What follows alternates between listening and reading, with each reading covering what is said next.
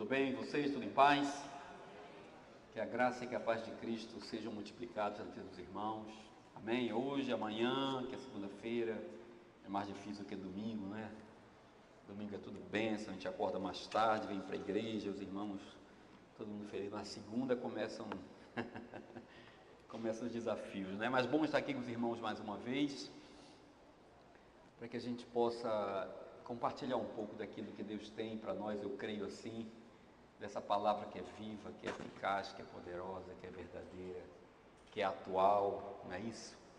E que a gente possa, nessa noite, sempre é a minha oração repetida, que a gente possa comer o que Deus tem para a gente, né? Eu sempre tenho procurado fazer um esforço para não escolher o cardápio, né? Para não fazer pedido, para não chamar iFood, né? E dar, Deus faz assim que eu quero hoje desse jeito. Que a gente possa ser como realmente crianças, como a Bíblia diz, que apenas comem o que os pais dão, né? Criança não, pelo menos até no meu tempo, não escolhia cardápio, nem prato, nem menino de 3 anos escolhe o restaurante para onde vai. Se tiver mais de 2 meninos no carro, a confusão está feita, porque um quer comer batata frita, o outro quer comer um negócio que não vende onde tem batata frita, e você, por outro lado, quer comer outra coisa. Então, às vezes vai tudo para casa comer pizza do supermercado. Quem já comeu pizza do supermercado? Né? Você está liso assim, diz assim, pronto, já que ninguém sabe para onde vai, eu vou parar no supermercado e resolvo isso.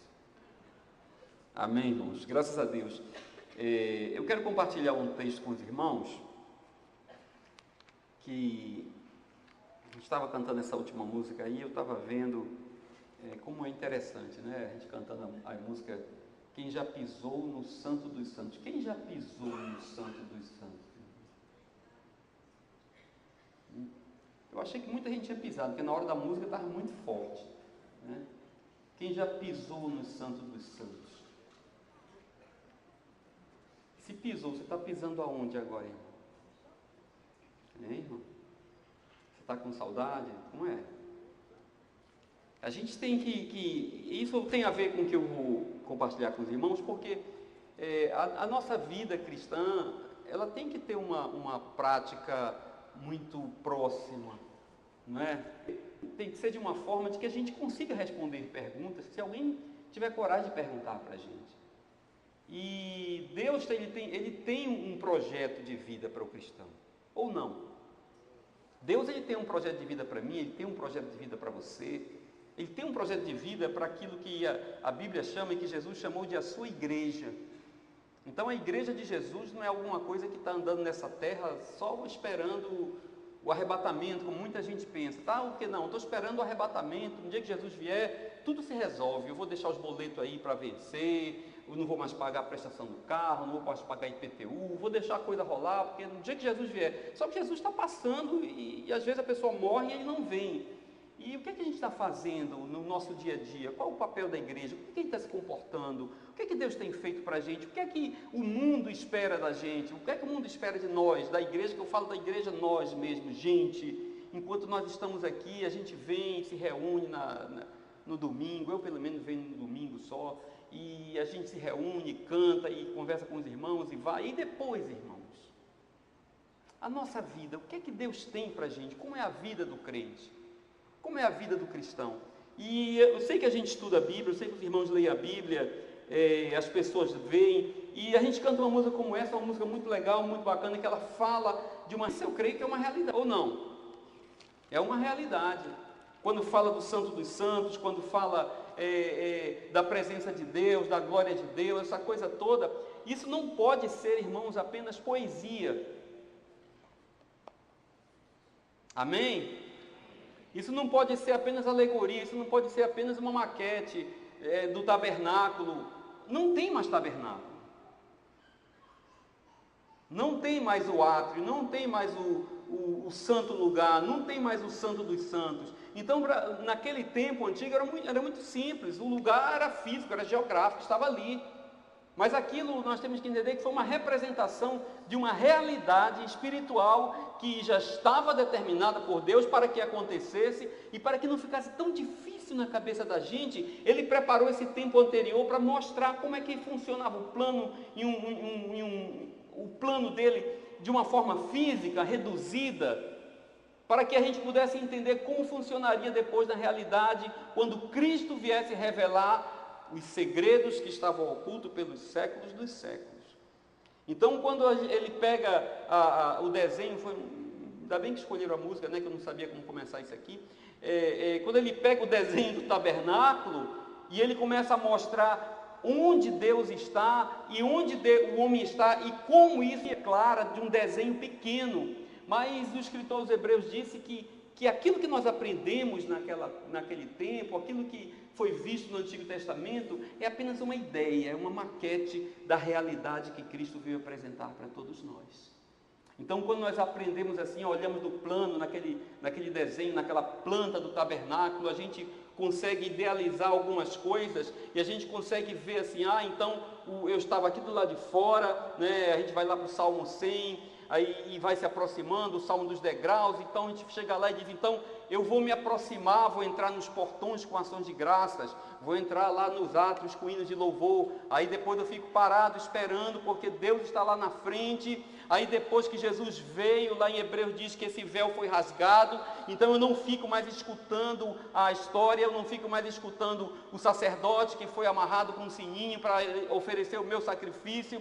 Agora, porque o sangue de Jesus foi derramado, porque ele morreu, porque o véu foi rasgado, então lá na carta dos Hebreus diz que agora existe um novo e vivo caminho que nos dá acesso a esse espaço que antigamente só os sumos sacerdotes entravam e nós não entrávamos, a gente ficava do lado de fora. Então agora quem são os sumos sacerdotes? Nós somos os sumos sacerdotes.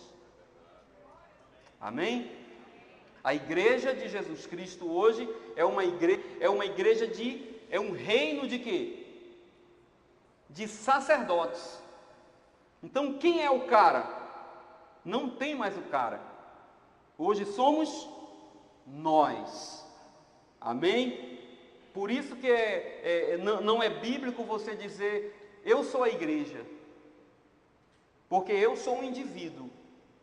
E Deus não celebra a individualidade. Nós somos a igreja. Porque se não formos nós, Deus não é representado.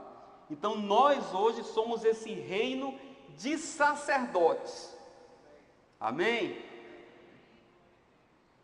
E onde é o Santo dos Santos, para a gente pisar nele, ou ter saudade dele? Quem já pisou, não quer mais viver em outro lugar. Então, se nós pisamos, onde é que nós estamos? A gente está ansiando por esse lugar? Hein, irmãos?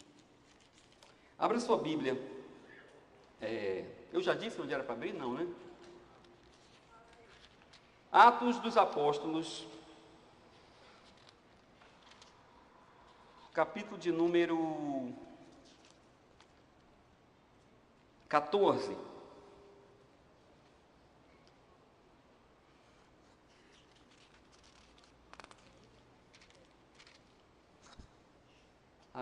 Porque dizendo que o nosso culto deve ser racional, amém, irmãos? Então a gente tem que saber o que fala, tem que saber o que crê, tem que saber o que canta. Amém? A gente tem que saber responder perguntas. Vai que tem alguém, e aí, onde é? Eu quero pisar também. Aí você vai levar esse cara para onde? Vai esperar a próxima excursão para Israel? E se ele não tiver dinheiro para pagar? Aqui nós vamos ver um exemplo. Eu gostaria de ler tudo, mas não vou ler, que não temos tempo. Nós vamos ler o exemplo de dois homens que estavam andando por essa terra. Eram dois apóstolos, Paulo e Barnabé. Eles tinham saído de Icônio. Eu sei que você conhece a história toda, mas só para você ver o contexto. Eles tinham saído de Icônio debaixo de perseguição, teve confusão, teve um bocado de coisa lá, e eles saíram logo antes que o circo pegasse fogo e sobrasse mais para eles. Então eram dois apóstolos que estavam andando por essa terra de uma maneira normal, como eu e você, amém? Como é que você anda por essa terra? De uma maneira normal. Ninguém faz barulho, ninguém faz cartaz, olha, Levi vai chegar, Paulo vai chegar. Não, ninguém faz cartaz disso. A gente vai andando por essa terra. Porque essa é a nossa vida. Deus nos chamou para que nós tivéssemos vida. Jesus disse assim, eu vim para que vocês tenham vida. Uma vida. A proposta do Evangelho não é de eventos, certo? Não é para você viver de hoje vai ser assim, vamos fazer o cartaz, não. É uma vida, de manhã, de tarde e de noite. O nosso cotidiano, aquilo que a gente chama, é o day by day, como eu vivo, é o natural, é aquilo que a gente olha no espelho pela manhã, amém? Você gosta do que vê no espelho pela manhã, irmão? Aquilo é você. Deus te chamou para ter uma vida, para viver bem com isso. Então aqui a gente está vendo um pouco da vida de dois apóstolos, o Paulo e o Barnabé, que eles estavam andando, fazendo o que Jesus tinha falado e fazendo o que a Bíblia tinha colocado, seguindo o Evangelho, evangelizando, por incrível que pareça, falando das verdades, da realidade deles, dando testemunho de quem era Cristo, porque eles haviam conhecido Cristo. E a vida deles era desse testemunho. Então eles já saíram daqui de Icônio, assim, com a chapa um pouco fervendo, e eles foram para Listra.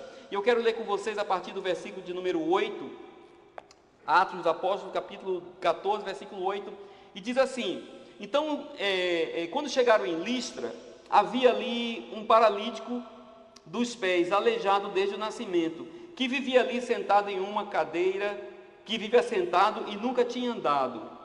Isso pode ser. Vocês acham que fizeram um evento ali para chamar o paralítico? Olha, Paulo está chegando. Não podiam nem avisar, porque já estavam fugindo em outro lugar, senão iam pegar eles lá. Isso pode ser a minha vida, pode ser a sua vida. Quem não se depara aí com um paralítico todo dia na rua? Imagine aí o tipo de paralisia que você quiser. Pode ser dos pés, das mãos, da cabeça, econômico, emocional, financeiro. Imagine aí. A gente pode se deparar com isso, irmão? Podemos. Essa pode ser a minha vida. Isso aqui não é privilégio desses dois apóstolos. Pode ser a minha vida, pode ser a sua vida. Agora, o que é que tem na vida deles, que talvez ainda não esteja sendo revelado na nossa vida? Dizia assim, sentado, versículo 9, ele ouvira Paulo falar. Quando Paulo olhou diretamente para ele, viu que o homem tinha fé para ser curado. Amém? Parece que as coisas começam a acontecer aqui. Encontrar um paralítico na rua não é problema. Encontrar um paralítico no trabalho, na escola, não é dificuldade para todos nós. Mas a gente começa a ver a diferença na vida de homens. Eu falo homens, está todo mundo no meio. Que vivem uma realidade de Cristo.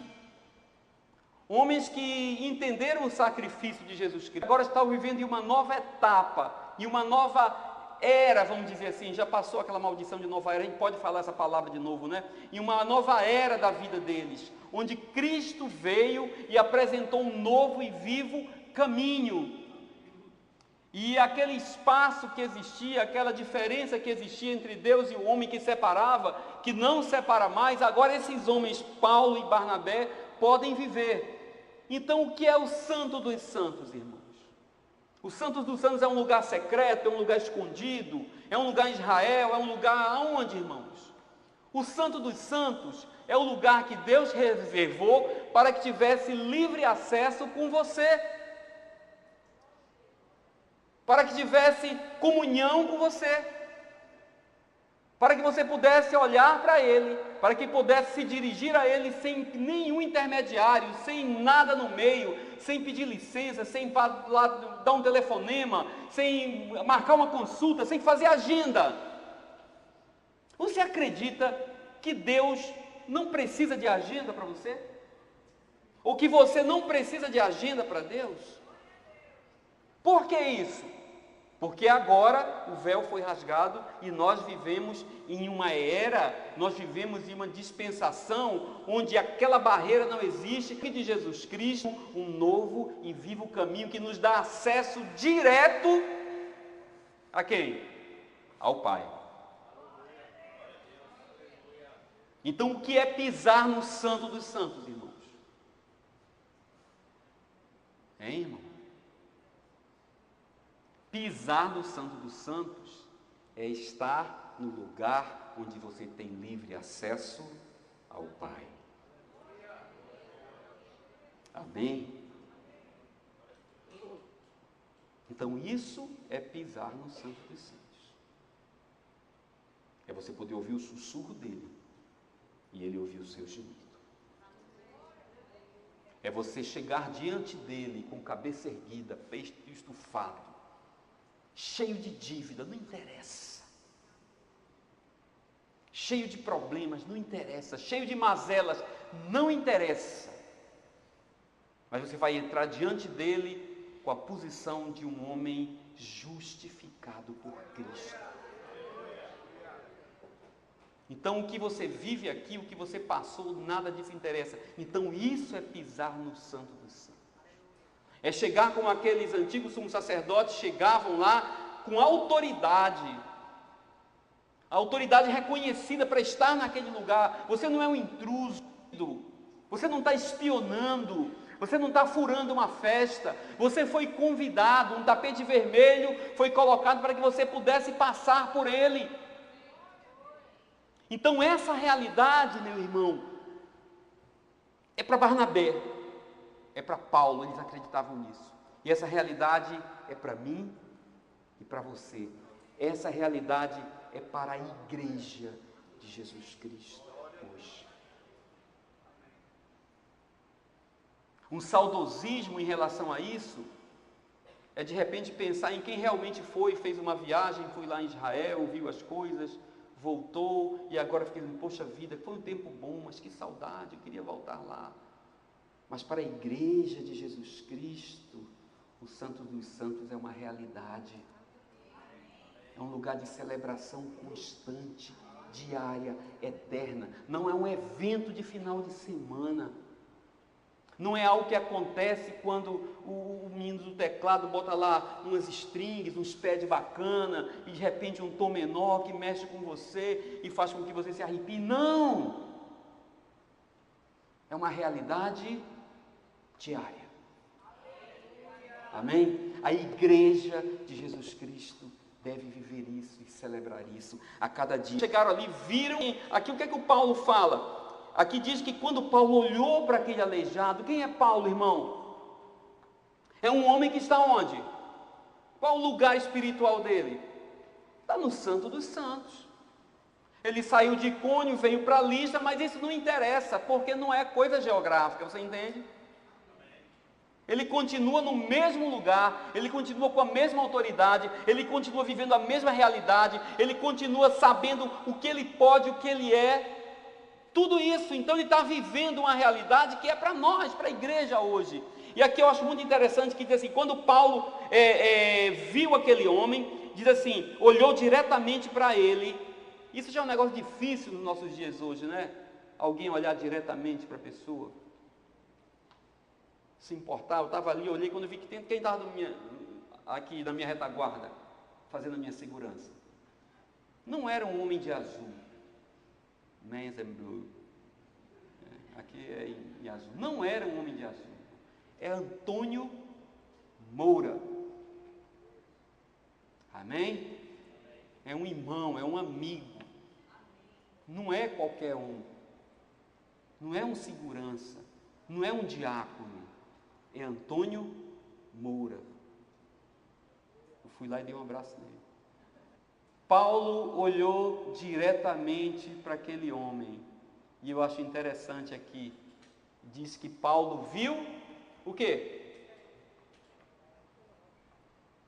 Viu?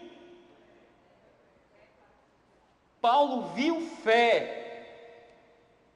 Quem é que vê fé, irmão?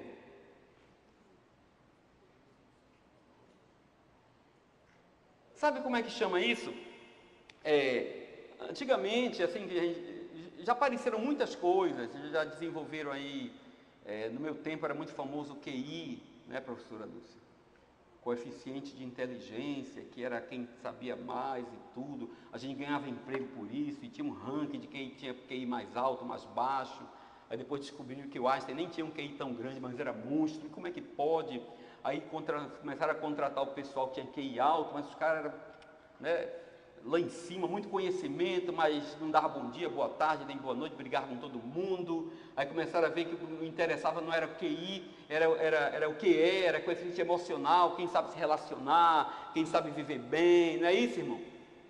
Aí depois começou o coeficiente de de adversidade, gente que sabe lidar bem com problema.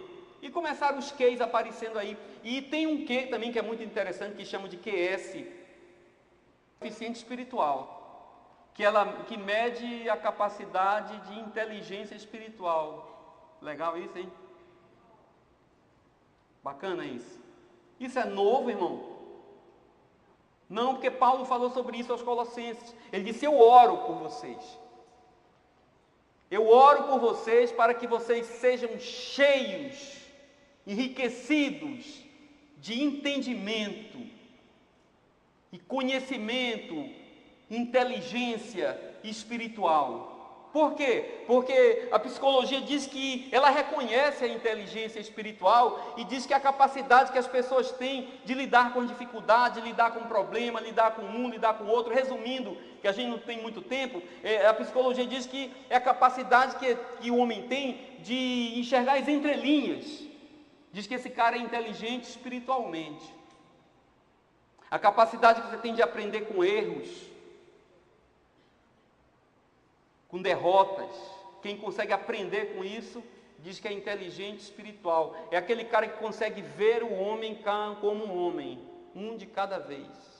E eu olho aqui, Paulo é um cara que falou sobre isso aos Colossenses, falou em Coríntios, ele falou em várias partes das cartas dele, e a gente vê ele fazendo a prática disso aqui. Ele olhou para um homem aleijado e não viu um homem aleijado, não viu fé naquele homem. Ele olhou nos olhos dele, ele olhou diretamente para ele. Ele viu ali um homem que tinha todo o potencial. Para quê, irmãos? Tinha todo o potencial para manifestar a glória de Deus.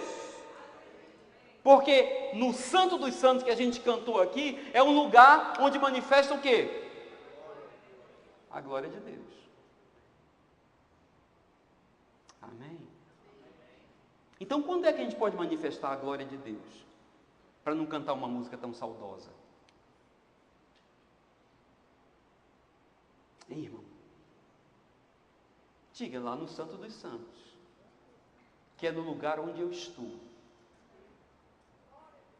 que é onde vão acontecer coisas que vai remeter quem Deus é, que vai mostrar quem Deus é, que vai fazer com que o ímpio perceba que há uma obra de Deus naquele lugar. É onde aquilo que Deus é glorificado, é levantado, é destacado, irmãos. Essa é a realidade da igreja, desses dois homens que estão andando pelo meio da rua, como nós andamos, como nós viemos da nossa casa para cá, como nós vamos sair daqui para ali, como a gente vai trabalhar amanhã, irmãos. Então dá para viver em outro lugar, porque não dá. Porque não pode, porque a gente não consegue. O apóstolo Paulo disse: eu jogo fora todo o meu currículo, tudo que eu tenho, eu não tenho problema em perder, porque eu não consigo mais viver de outra forma. Eu deixo as coisas velhas para trás, eu ando para frente, porque eu não consigo viver em outra realidade. Porque depois que eu tive um encontro, depois que Cristo me caçou, depois que Cristo me agarrou, que me discipulou, que me transformou, que me fez nova criatura, que eu nasci de novo, que eu estou debaixo de uma nova natureza, que eu tenho dentro de mim o mesmo Espírito de Jesus Cristo, quando o véu foi rasgado, e eu entendi que eu tenho livre acesso à presença de Deus, e o Santo dos Santos para mim agora é o mundo. Eu posso manifestar a glória de Deus em todos os lugares. Porque Cristo em nós é a esperança da glória. Ele falou sobre isso. Essa não é a realidade de apóstolos como Paulo e Barnabé, irmãos. Essa é a realidade da igreja. Amém? Da igreja. Aqui diz o seguinte, e diz: quando Paulo olhou diretamente, viu fé, e disse assim no versículo 10, ele disse em alta voz, eu acho que o homem diz assim: levanta-se, fique em pé. Isso é complicado, irmão. Não precisou uma cerimônia, não precisou um evento, não precisou marcar um dia. Olha, porque sexta-feira, ou porque sábado, ou porque quinta, ou porque sábado. A gente marca um evento para as pessoas que estão precisando ir naquele evento. Porque lá, a partir daquela hora, depois de determinado ponto, é que vai acontecer. Por quê, irmãos? Por que nós privamos as pessoas da graça de Deus? Em função de quê? De agenda? Como se nós já estamos no lugar? Eu trabalho com comissão, eu dependo de comissão. E esses dias eu fiquei chateado porque eu fiz um serviço, prestei o serviço e o cara estava demorando a me pagar. E o dinheiro já estava na conta dele. Aí ele disse assim, não, na próxima semana. E eu fiquei pensando, por que na próxima semana? Se eu podia resolver uma situação que eu preciso hoje, eu vou esperar uma semana. Estão entendendo, irmãos? Por que privar das pessoas para até o dia do culto, para até a quarta, para até a quinta, até o dia que o missionário chega, até o dia que o evento vai acontecer? Se você pode libertar, se você pode curar, se você pode sanar, se você pode ajudar, se você com que a festa nesse dia de hoje. É por isso que a gente vive saudoso. É por isso que a gente tem saudade da glória, tem saudade da graça, e fica dizendo, antigamente acontecia isso, acontecia aquilo, no tempo de Jesus, no tempo de Paulo. Irmãos, é o mesmo tempo. Nós estamos vivendo na mesma dispensação, nada mudou ainda. Vai mudar, mas ainda não mudou. É o mesmo Cristo, é o mesmo contrato. Todos os meses a gente celebra na ceia do Senhor e a gente celebra aqui o pacto, a aliança. Este é o cálice da nova aliança que foi feita na cruz do Calvário. É a mesma aliança que foi feita com Paulo e com Barnabé. Eles não tinham carteirinha de apóstolo. Não, eles eram reinos de sacerdotes. Faziam parte do mesmo grupo. E aqui diz que aquele homem foi curado. Com isso o homem deu um salto e começou a andar. Amém? Isso é bom, irmãos? O que é isso? Isso é a glória de Deus. Glória. Shekinah, Shekinah, Shekinah. Não interessa, irmãos. A glória de Deus é onde a manifestação dos atributos de Deus é vista na terra. Aí Deus é glorificado. Aí diz assim, versículo 11: ao ver o que Paulo fizera, a multidão começou a gritar em língua licaônica e disseram assim: os deuses desceram até nós em forma humana. Sabe o que é isso, irmãos? É o povo vendo o que acontece quando a igreja age como igreja. É o povo testemunhando na limitação deles, no entendimento deles, quando eles veem homens de Deus, onde estão? Amém? Pode levantar a mão. Quando veem homens de Deus agindo unicamente em nome de Deus, para dar glória unicamente a Deus. A sensação que o mundo tem quando vê as pessoas, a igreja agindo como igreja, a sensação que eles têm, a forma de se expressar, é como se fossem deuses em forma de homem nessa terra. Tem um testemunho melhor do que esse. A gente se esforça tanto para ser homem e às vezes não consegue. A gente se esforça tanto para ter uma boa performance e às vezes não consegue. Muitas vezes não consegue.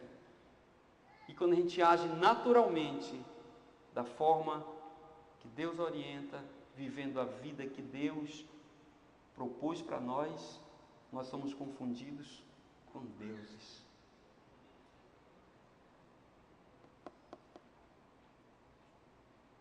Isso é bom. É isso, irmãos. É essa vida que nós precisamos buscar. É essa vida que nós precisamos ter. Eu não tenho, estou atrás disso.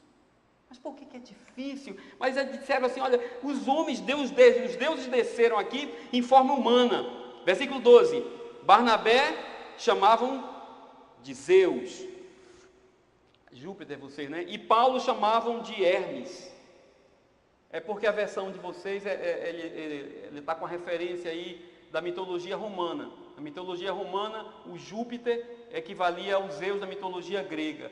E o Mercúrio equivalia ao Hermes na mitologia grega.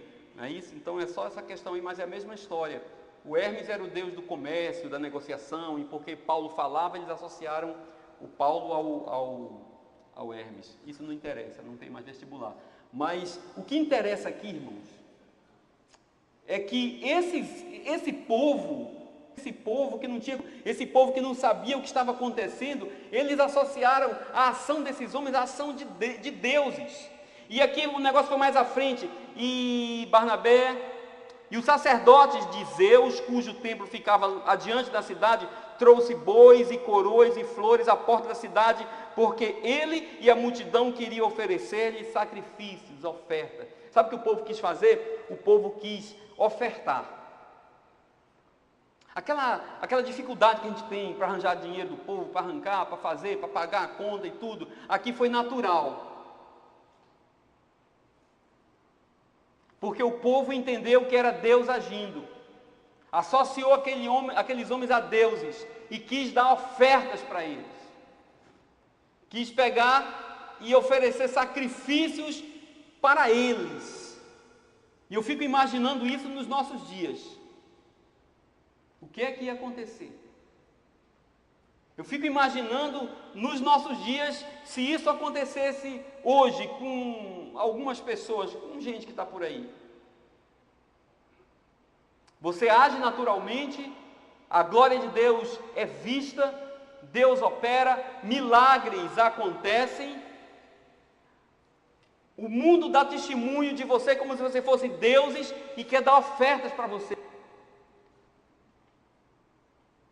Você dizia, eu mereço, isso é honra, realmente Deus tem me usado, e é isso mesmo. Versículo 14, estão acompanhando comigo? Diz assim: ouvindo isso, os apóstolos Barnabé e Paulo rasgaram as roupas e correram para o meio da multidão gritando. Irmãos, alguns historiadores dizem que eles ficaram nus. Os caras, quando entenderam que o povo estava fazendo um movimento, estava associando eles a deuses, estava promovendo ali oferenda para dar oferta. Olha, boi naquela época era um negócio caro, era como se fosse jumento era um carro popular, né, mais ou menos. Então um boi era, sei lá, um sedã, um SUV, era alguma coisa nesse padrão.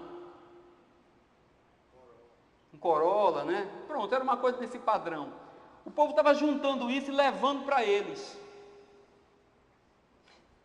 E o que esses caras fizeram? Eles ficaram nus. Eles rasgaram as roupas. Eles foram para o meio da praça e gritando disseram assim, versículo 15: homens, por que vocês estão fazendo isso? Nós também somos humanos como vocês. Nós não somos deuses, nós somos humanos como vocês. Olha aqui, ó. Olha a minha carne, olha meus braços, olha a minha forma, olha quem eu sou. Nós somos humanos como vocês, somos homens como vocês, não tem nada de especial em nós, não tem nada de diferente em nós, não tem nenhuma divindade na nossa vida, nada, nós somos iguais a vocês. O que é que eles estavam fazendo, irmãos? Eles estavam dizendo: o que eu vivo, você também pode viver. A minha realidade também pode ser a sua. Eles foram mais fundo aqui, eles disseram, versículo 15, nós também somos homens como vocês, estamos trazendo boas obras, nós somos sujeitos aos mesmos sentimentos que vocês. Para provar que era homem mesmo, ele diz assim: nós somos sujeitos aos mesmos sentimentos que vocês, porque todo homem tem, diga, sentimento. Nós podemos ficar com raiva, podemos ficar felizes, podemos ficar nervosos, podemos ter nojo, podemos ter tristeza. Nós estamos sujeitos aos mesmos sentimentos. A gente pode ficar triste aqui e sair correndo. A gente pode... A manifestação de sentimento que tem em vocês vai aparecer na gente também. O Paul Welkman disse que ninguém está livre de sentimentos, de expressar os sentimentos. Independente da raça, da tribo, da nação, é tudo do mesmo jeito. Quando você está com raiva, o jeitinho que você faz na boca é o mesmo. Quando você está com nojo, é o mesmo. Em qualquer lugar do mundo. Isso é coisa de homem. E o Paulo diz assim, nós somos homens iguais a vocês. O Evangelho não é para mim, não é para Barnabé, o Evangelho não é para os apóstolos, o Evangelho é para vocês. O que nós estamos vendo, irmãos, é que hoje nós precisamos, eu sei que é pressão da sociedade, eu sei que é pressão da situação que a gente vive, nós precisamos ter coragem de ficar nus, de tirar a roupa, de tirar essa forma toda, de tirar a formalidade, de tirar a religiosidade, de tirar essa sensação que sem querer nós passamos de que não temos nada, mas que a gente tem um certo poder, que Deus opera através de mim e tem que passar por mim, e é mais ou menos por aqui, porque eu sou assim com Ele e Ele me ouve melhor. Nós parece que não estamos confiando no poder do Evangelho. Nós não estamos confiando que o Evangelho funciona sozinho. Sozinho, nada. Uma vez Jesus foi recebido por um cara rico, cheio de dinheiro, e o cara chegou lá e disse, eu entendi você falar essa questão de vida eterna, essa coisa toda aí, eu gostei disso. O que eu posso fazer para ter a vida eterna? Já que eu posso comprar tudo. Jesus disse, pegue o seu cartão de crédito, pegue a sua linha de crédito, pegue o seu dinheiro do banco, pegue tudo que você tem e dê fim. Se quiser, fique nu e venha, ande comigo. Porque o Evangelho não precisa de absolutamente nada que você tenha. Por isso que Ele veio te salvar. Por isso que Ele veio para te salvar. De quê? Principalmente de você. Então Jesus disse para aquele rapaz, venha sozinho, não precisa de nada. Hoje a gente diz assim, não, venha, a gente santifica essa sua oferta, a gente santifica o seu patrimônio, aquilo que você comprou aí com falcatrua, a gente dá uma oração em cima dele e vem aqui dando dízimo, está tudo bem. Não precisa de nada, irmão, o Evangelho funciona sozinho. Esses apóstolos ficaram nus, passaram por essa situação aqui, foram para a praça para dizer que o que vale é o poder da cruz, que o que vale é o poder do Evangelho, que nós como homens somos sujeitos a todo tipo de sentimento, de fase, e não precisa procurar muito. Talvez a gente não queira tirar a roupa, não queira se despir, não queira se expor, porque a gente tem vergonha, tem medo de mostrar quem nós somos, mas nós não precisamos, irmãos. O Evangelho veio para nos salvar, para nos expor. Jesus foi exposto na cruz do Calvário nu também, para mostrar que Ele não era uma coisa que vinha ficar imune àquele sofrimento. Ele sofreu de verdade. Ele teve os mesmos sentimentos que qualquer homem. Isso que Paulo está falando é o que nós precisamos hoje fazer para que o mundo entenda que o poder não está na nossa mão, que não é a minha palavra, que não é a minha unção, que não é o meu poder, que não é a minha eloquência, que não é a minha autoridade, que não é a minha mão que é poderosa. É o poder de Deus operando em nós, é o poder de Deus operando numa igreja que está diante dos santos, 24 horas por dia, pronta para manifestar aquilo que Deus é nessa terra. Essa é a igreja poderosa, não é a igreja cheia de pompa, cheia de patrimônio, cheia de dinheiro, cheia de ouro, cheia de esculturas, de obras de arte, não, é a igreja nua, a igreja sem roupa, a igreja sem qualquer tipo de alegoria, sem folclore, sem nada. A única diferença entre Paulo e aqueles homens estava no coração, coração comprado, coração novo, que transformava aqueles homens em homens inteligentes espiritualmente, porque podiam ter pego todo esse dinheiro, todos esses bois, todas essas ofertas e ter ajudado aquele aleijado para dar uma cadeira melhor para ele. Mas o cara estava lá há muito tempo. Precisou um homem de Deus, precisou a igreja chegar para ter um olhar direto, sentir a necessidade e ver que ali havia fé. Quem pregou para ele? Ninguém pregou para ele, mas Deus colocou fé no coração de todo homem, para que aquele que possa ter a sensibilidade diga, você pode, você tem fé, você pode levantar.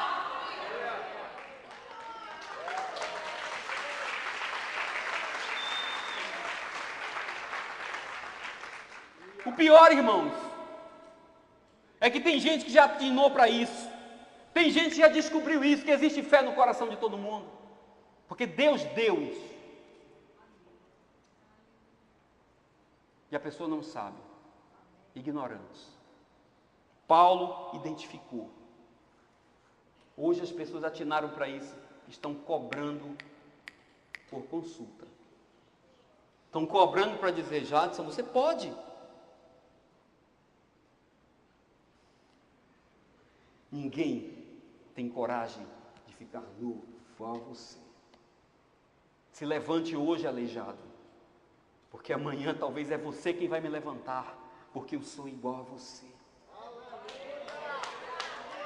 Nós estamos precisando, irmãos, de ver homens nus nessa terra, líderes nus nessa terra, que tem coragem de dizer, eu estou quebrado, eu estou fracassado, eu estou doente, eu não aguento. Porque estão se revestindo de uma capa de super-homem que não está garantindo muita coisa, que estão acabados lá por dentro. É aquele romance lá do homem preso na armadura. Usa tanto que depois não consegue mais tirar e morre lá dentro. Não existe isso, irmão. Não existe super-homem. Não existe super-herói. Até o super-homem morreu já no filme, morreu.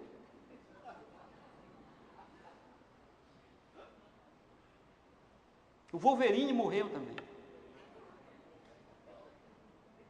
Por que que nós não podemos mostrar para as pessoas que o poder não está em nós?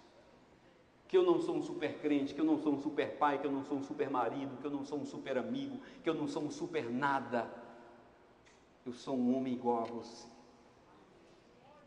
E a gente está tão mal acostumado com isso que as pessoas às vezes até se surpreendem. Esse dia eu estava voltando do trabalho, eu percebi, foi muito rápido, coisa assim de alguns segundos. E as pessoas não é verdade? Não é, Luiz? Uma vez um amigo, que eu não vou dizer, disse que se surpreendeu quando se viu no espelho. Mas eu vinha no trabalho e uma moça mais jovem passou por mim, eu não sei se é daqui da congregação, se é de outra, por onde eu ando. Ela olhou para mim rápido e disse, oi pastor. E passou, eu disse, oi. Passou rápido. Mas naquela fração de segundos eu percebi a surpresa dela. Os olhos arregalaram um pouco, a boca abriu um pouquinho. Por quê, irmãos? Porque ela me viu nu. Eu estava num ônibus, transporte coletivo. Esses que pega fogo, os caras saltam, tá entendendo? Toca, dá tiro, toma dinheiro. Eu estava lá sentado com meus fones de ouvido, voltando para casa num ônibus. De repente ela chegou ali e me viu nu. Porque eu percebi, ela não sei se está aqui, mas ela não percebeu. Mas eu percebi o espanto, a surpresa. Vocês acham que eu durmo assim?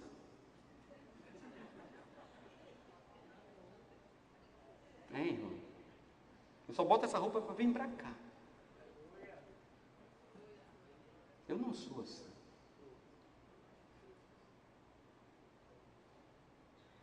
Se tem alguma coisa fazendo, falar alguma coisa hoje, não é de mim. Porque talvez eu nem quis. A gente tem que aprender a se despir, para que as pessoas creiam no poder que opera em nós. Não é crença no homem, não é crença na igreja, não é na denominação, não é no apóstolo, não. Aleluia! É em Deus. É Ele que firma os nossos pés. É Ele que adestra as nossas mãos para a batalha. É Ele que nos diz vai quando a gente não quer ir. É Ele que nos levanta quando a gente às vezes quer ficar no chão. Quantos aqui, sejam honestos para vocês mesmos, não levanta a mão, nem diz amém, nem diz nada, já disseram assim, eu não quero levantar, eu quero ficar no chão. Por quê? Porque eu quero.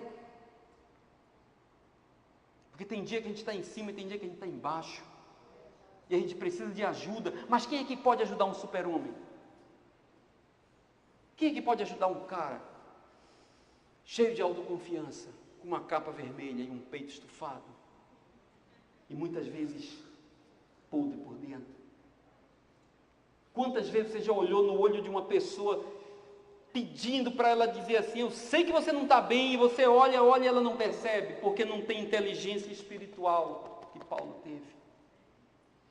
Porque nós não estamos preparados para tirar roupa diante dos nossos irmãos, para que eles entendam que nós somos iguais a eles. E Paulo falou aqui no finalzinho, dizendo: nós entendemos e fomos salvos, e nós viemos aqui apenas anunciar para vocês o poder que opera.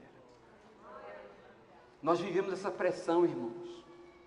Nós vivemos essa pressão de sermos o cara, de sermos o extraordinário, de sermos o super-homem, e a gente já não consegue mais tirar essa armadura, a gente já não consegue mais viver naturalmente, porque quando sai daqui a pressão é ali fora, é ali dentro, é em casa, é em todo canto. E quem disse que a gente vai conseguir? Eu quero terminar com vocês. Abra sua Bíblia.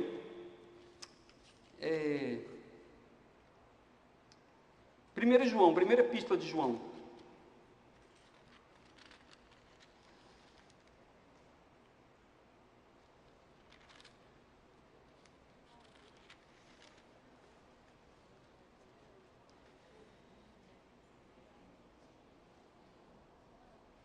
A gente fica, irmãos, às vezes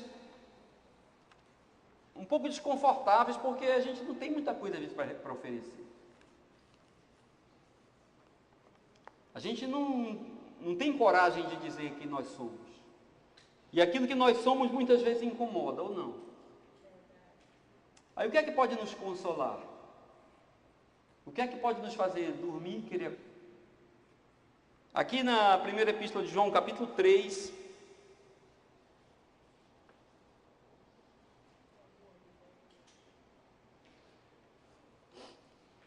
capítulo 3, versículo de número 2, ou o primeiro, para a gente ler logo tudo, diz assim: vejam como é grande o amor que o Pai concedeu, sermos chamados de filhos de Deus, o que de fato somos.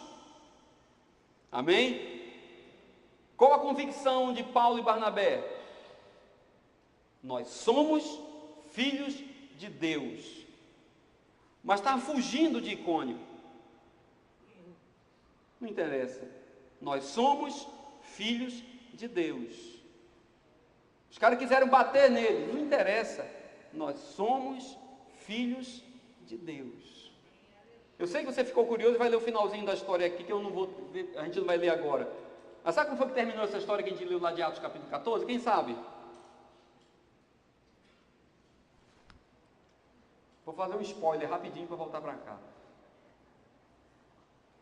Paulo levou a maior surra que ele já levou na vida. Ele foi dado como morto, foi arrastado para fora da cidade e jogado fora como morto. Depois que fez essa obra, depois que foi honesto, depois que rejeitou as ofertas, depois que foi igreja, porque essa é a vida da igreja, irmão. Por isso que eu entendo que ele tem um negócio meio de Highlander, porque diz que depois que jogaram ele lá fora, né, aí diz que se levantou de novo e foi embora. Mas foi dado como morto. Eu acho que ele morreu talvez, né? Não sei, quem é que sabe? Amém, irmão? Essa é a vida da igreja. Sabe onde é que Paulo estava? No Santo dos Santos. E de lá ele disse que não queria sair. Tanto que ele levou outra surra depois. Porque ele não queria sair de lá. Ele queria ficar lá manifestando a glória de Deus. Em 3 idiomas. E lá ainda falava em grego e aramaico. Amém? É isso que você quer para a sua vida, irmão? É isso que você quer para a sua vida, irmão? Mas é isso que Deus tem para a nossa vida. A gente ora e a gente está sempre pedindo a Deus, assim, com um estresse muito grande, de fazer o perfil, né? O perfil que a gente idealiza do homem bom, do homem ideal, e que Deus me ajuda a ser assim, me ajuda a ser assado. Quem sabe o que eu estou falando? E isso é muito difícil, porque você tem que idealizar um perfil que dê certo, vai dar certo esse perfil. Mas Deus já tem o perfil que Ele idealizou para você. Você crê nisso? Ele já tem o perfil certo. Então talvez não é pedir ajuda a Deus para nos transformar em quem nós queremos ser, para transformar os nossos filhos em quem nós queremos que nossos filhos sejam, para transformar nossa esposa em quem nós queremos que ela seja. Porque a gente ora muito assim, né? Para transformar o marido, para transformar a mulher, para transformar o filho, para transformar o amigo, para transformar o pastor. E a gente não ora para pedir: Deus, eu quero ser do jeito que você quer que eu seja. Porque aí dá certo. Essa oração é respondida. Que queira ou não queira, Deus deu para você o filho que você merece. Você crê nisso? O marido que você merece, a mulher que você merece. A gente descobre que está errado depois, né?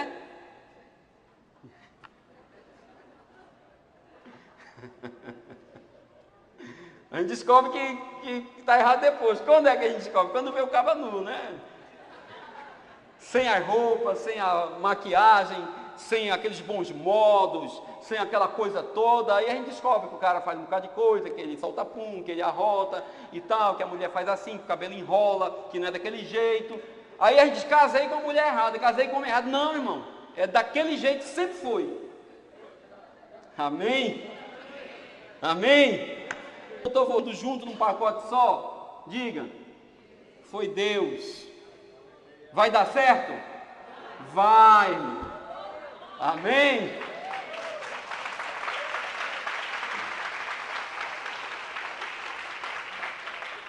Por que vai dar certo? Eu vou dizer aqui por que dá certo. Vocês abriram aqui 1 João capítulo número 3, versículo de número 2. Versículo número 1, já comecei, né? Primeira coisa, que nós somos o quê? Filhos, acabou. Amém? Eu tenho duas filhas, uma completou agora 17, a outra vai completar terça-feira de 11. Lá em casa é tudo em julho, que é organizadinho, né? Quando faz uma festa só é bom, mas quando ela é separada, quebra. Irmãos, e quando eu descobri que seria pai, eu aceitei na hora. Eu já falei aqui que ser pai é ato de fé, né? A mulher tem certeza, o homem tem fé. Por isso que paternidade é tão importante você entender o sentido quando Deus fala sobre paternidade, que precisa de fé. Então eu aceitei na hora. Eu não fui pensar se ia dar certo, se ia ser mal educada, bem educada, se ia cuidar de mim, se ia falar direito, se ia estudar. Não. Aceitei na hora. Por quê? Porque é. Amém? Eu parei aqui na questão do nu, então quem está ainda frustrado, quem está vendo na sua memória aí, creia, você é filho. Vai mudar alguma coisa? A imagem que você está vendo agora vai mudar alguma coisa? Não, porque você é filho. Por isso o mundo não nos conhece, porque não o conheceu. Amados, agora nós somos filhos de Deus. Presta atenção. E ainda não se manifestou o que havemos de. Você pode fazer assim, né? Ai, eu já estava preocupado. Eu já estava pensando que ia ficar assim mesmo. Eu já estava pensando que a obra tinha acabado. Amém? Por que vai dar certo, irmão? Porque ainda não manifestou aquilo que há de ser. Amém? Ele diz assim, aquilo que há de ser, mas nós sabemos que quando se manifestar, seremos semelhantes a Ele. Amém? Porque nós veremos como Ele é. Então, a gente vai voltar para casa hoje, irmãos. Pode estar tudo dando errado.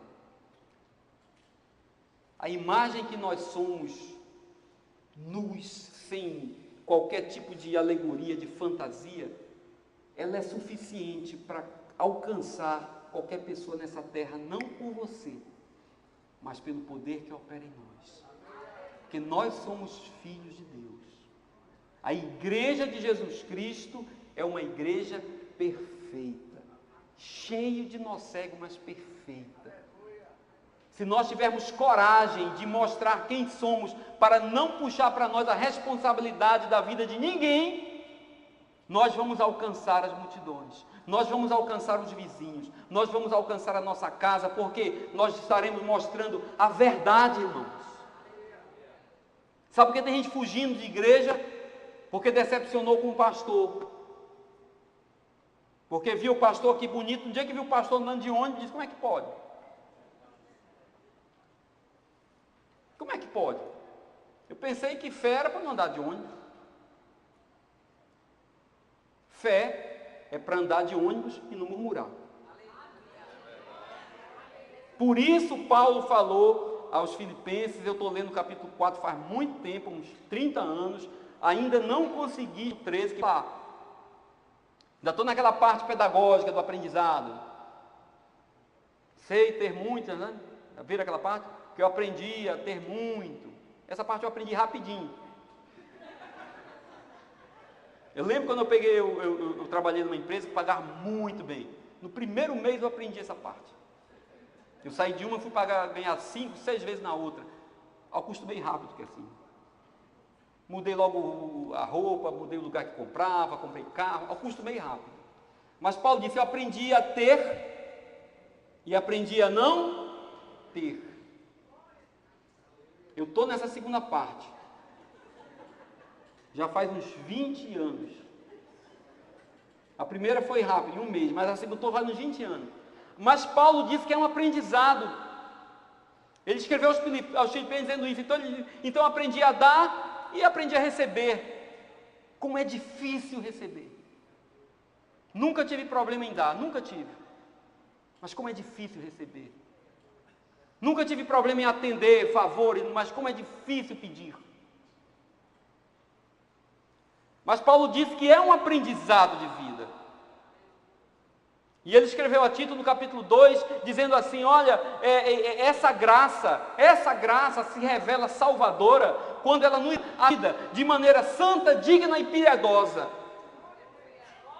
Então a graça que salva, não é unicamente a graça que te livra da morte, que não te deixa morrer, aquela graça que a gente diz, não, é um dom imerecido, não é essa, mas é a graça que nos ensina a viver nessa vida, que nos ensina a andar de carro, que nos ensina a andar de ônibus, de bicicleta, a pé, de todo jeito. Essa é a graça que nos salva de nós, que nos salva da nossa ganância, que nos salva da nossa vaidade, do nosso orgulho. Essa graça que nos ensina a tirar roupa quando precisa.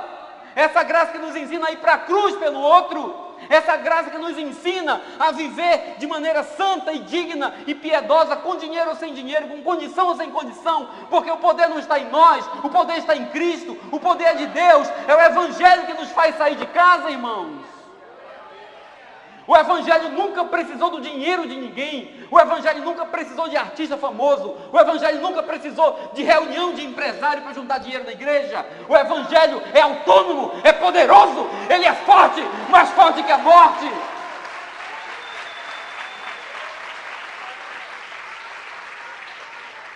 Vamos depender do Evangelho e seremos uma igreja com autoridade, que diz, eu estou no Santo dos Santos, e eu manifesto a glória de Deus onde eu estou. Paulo falou, estou aprendendo. E quando chegou no capítulo, versículo 13, ele se formou e eu ainda não. E ele disse, agora que eu aprendi a ter e a não ter, eu posso ter e não ter naquele que me fortalece. Eu posso todas as coisas. E a gente quer um evangelho para poder só algumas coisas, mas deixa eu esclarecer o teu coração, o evangelho é para você poder todas as coisas. Lembro quando o Evander Holyfield, não sei se alguém lembra, nos áureos tempos do boxe, não tinha MMA ainda, e ele foi lutar com o Mike Tyson, com o endemoniado Mike Tyson. O cara, para comer a orelha do outro, tem que estar com o cão no couro, né? Fome não era, que ele era bem forte. E ele subiu naquele dia no ringue com aquela, como é que chama aquela roupa? Aquele roupão, né? E estava escrito aqui, Filipenses 4,13.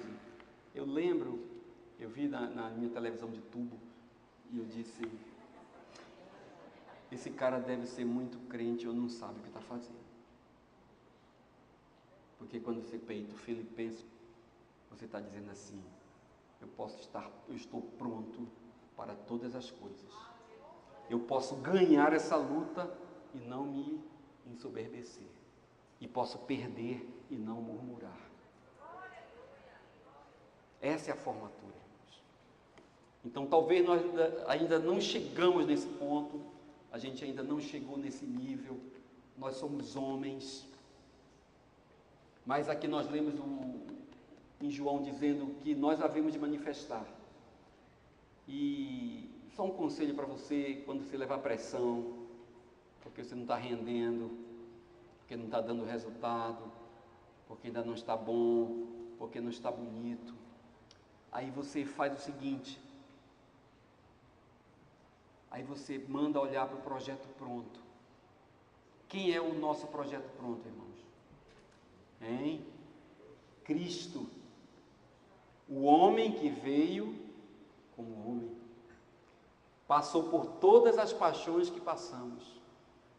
O escritor aos Hebreus diz que ele foi tentado em absolutamente todas as coisas que nós fomos tentados. Foi aprovado como homem e é levado aos céus vitorioso. Então quem olha para você, quem olha para mim, ainda sou um canteiro de obras, sabe como é?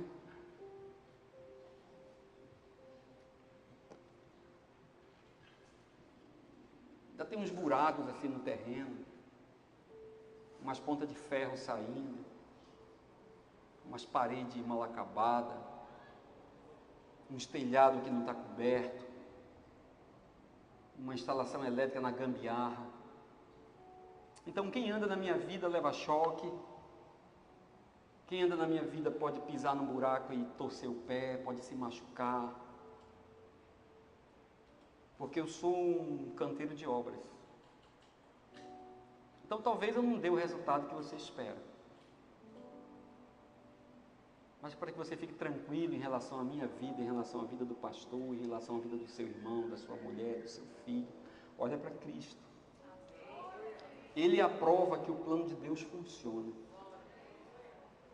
Ele é a prova que o homem que Deus fez funciona.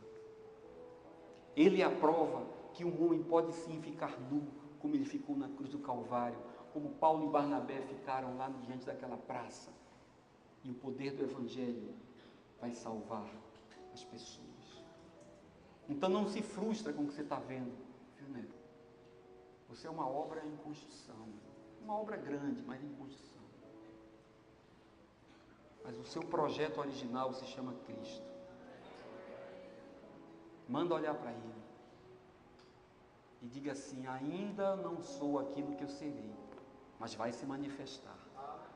E quando se manifestar, eu serei igual a Ele. Que Deus abençoe os irmãos.